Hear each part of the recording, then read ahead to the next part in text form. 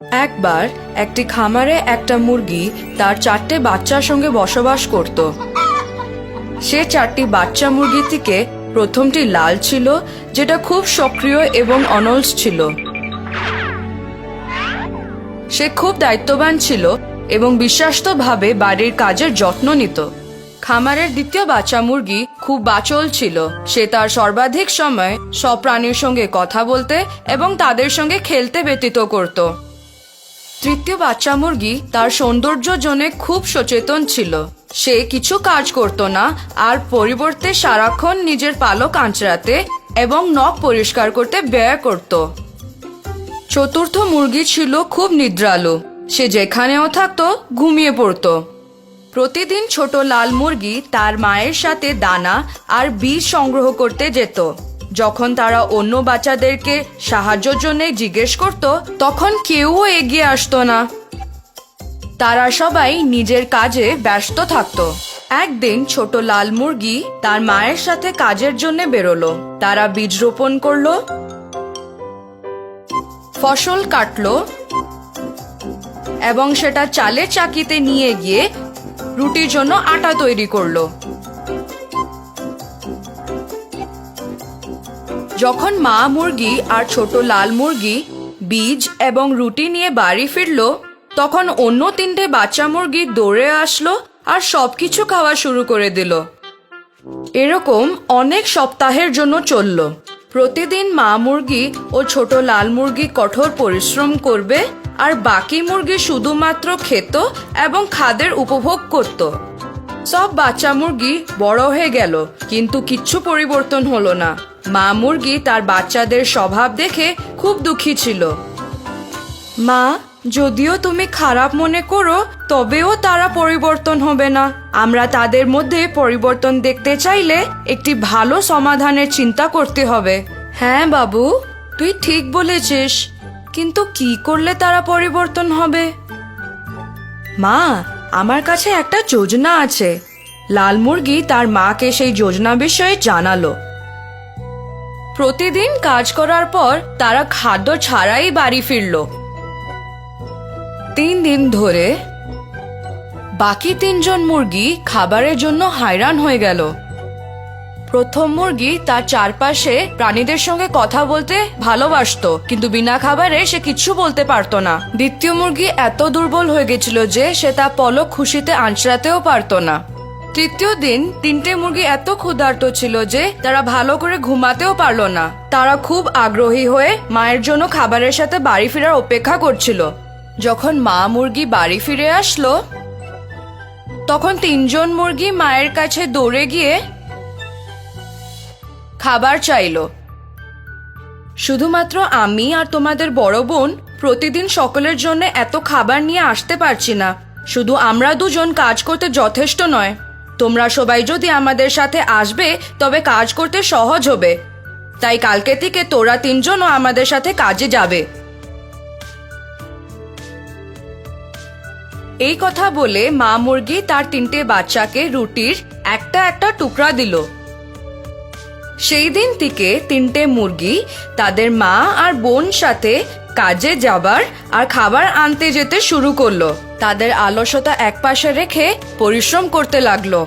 মা মুরগি তাদের পরিবারে এই পরিবর্তন দেখে অনেক খুশি ছিল। ছোট লাল মুরগি তার বোনেদের সাথে কাজ করতে আর সময় ব্যয় করতে খুব আনন্দিত ছিল। দায়িত্ববান হলে পরিশ্রমের ফল ভালোই হবে।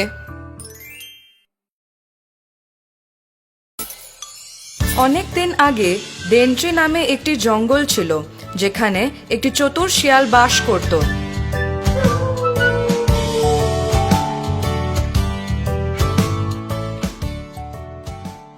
একদিন শিয়াল এত ক্ষুধার্ত ছিল যে সারা জঙ্গলে খাবার খোঁজাচ্ছিল।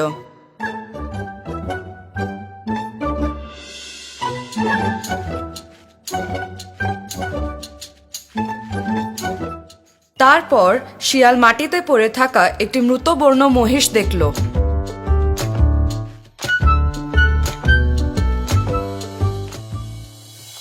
কি দারুণ! কত ভাগ্যবান দিন আজকে। এই মহিষ উপরে আমি অনন্ত 10 দিন ধরে খাবার অর্জন করতে পারি। কিন্তু সমস্যা হলো এর চামড়া খুব মোটা। আমি এটা ছিন্ন করতে পারবো না। এখন আমি কি করব? তখন একটা সিংহ সেই স্থান দিয়ে যাচ্ছিল। তাকে দেখে শিয়াল বলল, আমার প্রভু, আপনি সঠিক সময়ে এসেছেন। আসুন আমরা একসঙ্গে এই মৃত মহিষের মাংস খেতে হবে। কি, তোর মস্তিষ্ক কি খারাপ হয়ে গেছে? তুই কি জানিস না কার সঙ্গে কথা বলছিস? আমি হলো এই জঙ্গলের রাজা এবং আমি শুধু নিজের দ্বারা শিকার করে থাকা মাংস খাই। তুই কি এটা জানিস না? শিয়াল কাছে এই কথা বলে সিংহটি জায়গা ছেড়ে চলে গেল। কিছুক্ষণ পর একটি বাঘ সেখানে আসলো। শিয়াল ভাবতে লাগলো, ইস, যদি এই বাঘটা এখানে এসে যাবে তবে সে মৃত মহিষের সব মাংস খেয়ে নেবে আর আমার জন্যে কিছু বাঁচবে না। তাকে এখানে থেকে পাঠানোর জন্যে আমাকে কিছু করতে হবে। ও শিয়াল, তুই এইখানে থেকে চলে যা। আমি খবর পেয়েছি যে এখানে একটা মৃতবর্ণ মহিষ আছে। চলে যা এখানে থেকে এবং সেটা আমাকে খেতে দে। ঠিক আছে, আপনার যা ইচ্ছে। কিন্তু এই মহিষটি সিংহ রাজা মেরেছেন এবং উনি আমাকে আদেশ দিয়েছেন যে ওনার ফেরার পর্যন্ত ওনার শিকারের আমি পাহারা করব। সিংহ কোনো মুহূর্তেই এখানে আসতে পারেন, তাই আমি কি এখান থেকে চলে যাব? কি, এটা সিংহের শিকার?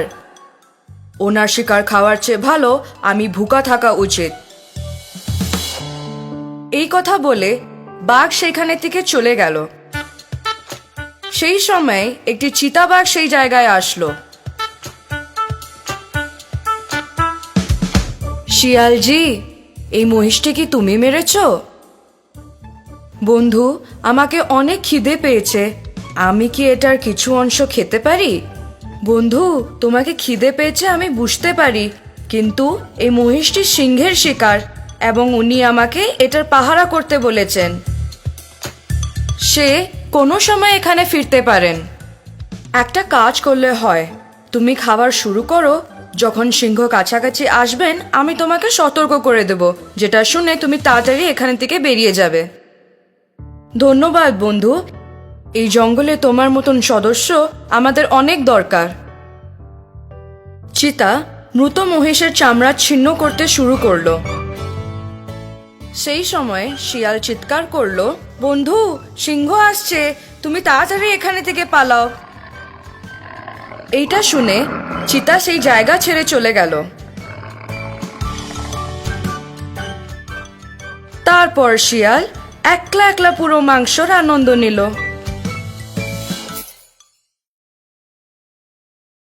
একবার একটা অনেক জ্ঞানী আর ক্ষমতাশালী পুরোহিত একটা শহরে থাকতেন।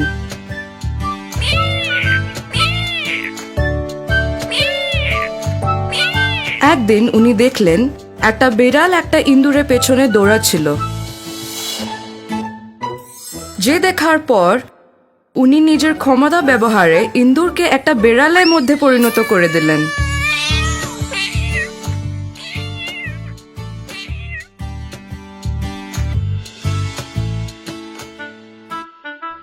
পুরোহিত যে বিড়াল জন্য মন খারাপ করলেন এবং তাকে একটা কুকুরে পরিণত করে দিলেন।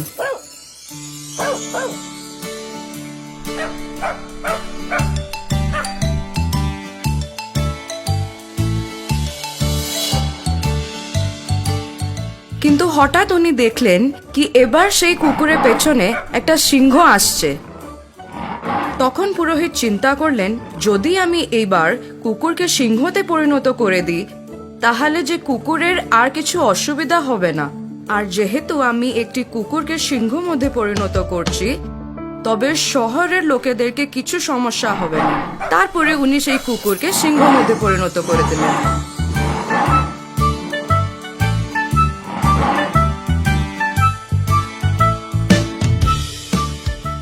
শহরের সব লোক সিংহকে দেখে হাসতে লাগলেন আর তাকে উপহাসিত করে বললেন, এটি একটি ইঁদুর ছিল, কিন্তু পুরোহিত ওনার শক্তি দ্বারা এটাকে একটা সিংহতে পরিবর্তন করেছেন। সিংহ এইসব কথা শুনতে একদম পছন্দ করেনি। তারপরে সিংহ চিন্তা করলো, আমাকে কিছু ঝামেলা করতে হবে। যদি আমি কাউকে ক্ষতি করি তবেই লোকেরা আমাকে ভয় করবে আর আমার উপহাস করা বন্ধ করবে। তখন সিংহ একটা ভয়ঙ্কর বিচার স্থির করলো। যে পুরোহিত তাকে সিংহতে পরিণত করেছিলেন ওনাকে সে ক্ষতি করতে চাইল। সিংহ প্রস্তুত হচ্ছিল পুরোহিতকে আক্রমণ করার জন্যে, কিন্তু উনি তার আগেই এটা লক্ষ্য করেছিলেন।